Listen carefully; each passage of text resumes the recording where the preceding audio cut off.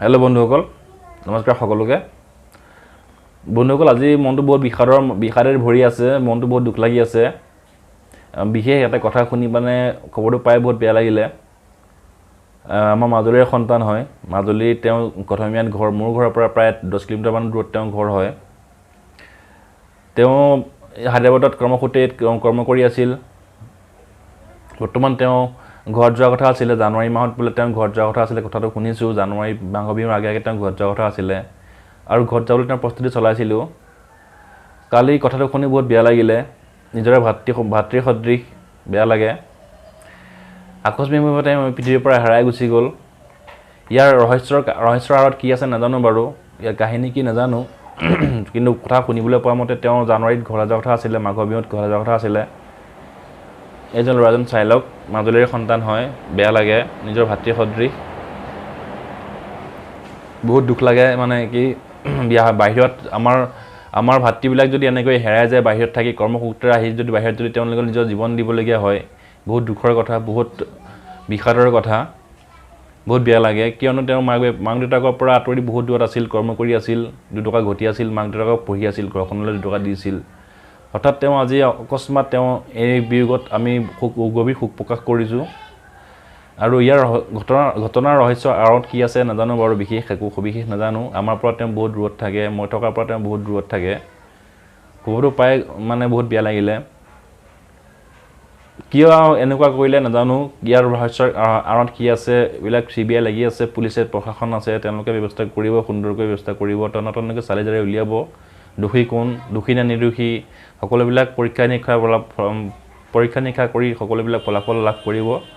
বৰ্তমান তেওঁ বিয়োগত গভীৰ শোক প্ৰকাশ কৰিছোঁ আৰু পৰিয়ালবৰ্গলৈ সমবেদনা জ্ঞাপন কৰিছোঁ। ইয়াৰ পৰাই বহুত দূৰৰ পৰাই মাক দেউতাকৰ মনত কষ্ট দি তেওঁ পৃথিৱীৰ পৰা গুচি গ'ল। দেউতাকৰ কালি কান্দিছে, নিজত পাইছিলোঁ, বহুত দুখ কৰিছে, কান্দিব। নিজৰ সন্তানৰ প্ৰতি মাক বাপেকৰ কিমান হেঁপাহ, কিমান মৰম, সেইটো আমি নিজে বুজি পোৱা কথা। কিন্তু কিয় এনেকুৱা কৰিলে, তেওঁ এনেকুৱা কিয় কাম কৰিলে, কিয় পদক্ষেপ ল'লে, সেই বিষয়ে তেওঁ নিজৰ ব্যক্তিগত বিষয়ে আমি নাজানো। কিন্তু মানে কি বেয়া লাগিলে, ভিডিঅ'টো বনালোঁ, মনত দুখ লাগি আছিলে। আজি দিনটো টোপনি অহা নাই, কথাবিলাক ভাবি বেয়া লাগে। নিজৰ ভাতৃ হ'লেও, নিজৰ পৰিয়ালৰ নহ'লেও গাঁৱৰে ওচৰৰে ল'ৰা, বেয়া লাগে, নিজৰ ভাতৃ সদৃশ। কিন্তু এনেকুৱা যিটো অৱস্থাত দেখিছোঁ, মানে ভিডিঅ' ফটো পাইছোঁ, কিন্তু তেনেকুৱা অৱস্থাত মই ভবা নাই তেওঁ নিজেই কিবা কৰিছে বুলি। ইয়াত কোনোবা ৰহস্য সোমাই আছে, ইয়াত গভীৰ ৰহস্য সোমাই আছে। গতিকে সকলোবিলাক পৰীক্ষা নিৰীক্ষা কৰি ওলাব, সবিশেষবিলাক যিমান কি ইয়াৰ আঁৰৰ কাহিনী কি আছে, সকলোবিলাক ওলাব সবিশেষ।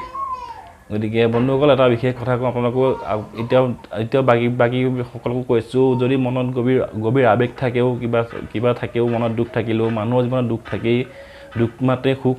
গতিকে দুখ থাকিলেই বুলি এনেকুৱা এটা পদক্ষেপ ল'ব নালাগে। চিন্তা কৰি চাব লাগে যে পিছ চাব লাগে, পিছফালটো চাব লাগে, একফালটো চাব লাগে, সবিশেষ চাই পেলাই যিকোনো সিদ্ধান্ত ল'ব লাগে। এনেকুৱা সিদ্ধান্ত হঠাৎ ল'ব নালাগে। মানুহৰ মনত কিছুমান বিভ্ৰান্তি সৃষ্টি কৰিব নালাগে। সমস্যাৰ সমাধান হ'বই, সমস্যা হ'লে সমাধান এদিন হ'বই। মাত্ৰ লাগে ধৈৰ্য লাগে মানুহক, ধৈৰ্যটো আদিমূল। বিপদত ধৈৰ্য ধৰিলে সকলো সমস্যা সমাধান হয়। ধৈৰ্য হেৰাই গ'লে, মানুহৰ ধৈৰ্য সীমা হেৰাই গ'লে বিপদৰ পৰা তেওঁ বিচলিত হয়। গতিকে ধৈৰ্য ধৰক, বিপদ আহিলে সকলো সমস্যা সমাধান হ'ব।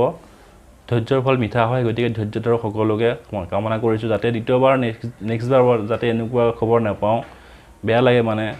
গতিকে সকলো সমস্যা সমাধান ধৈৰ্যৰ ফলতেই হ'ব। গতিকে বন্ধুসকল, ভিডিঅ'টো শ্বেয়াৰ কৰিব, যাতে নেক্সট টাইম এনেকুৱা আৰু হ'বলৈ নাপায়। বেয়া লাগে মানে, নিজকে বেয়া লাগে। মাজুলীৰ সন্তান বুলিয়ে নহয়, অসমৰ প্ৰতিজন সন্তান, প্ৰতিজন ভাতৃবন্ধু মোৰ বন্ধু হয়।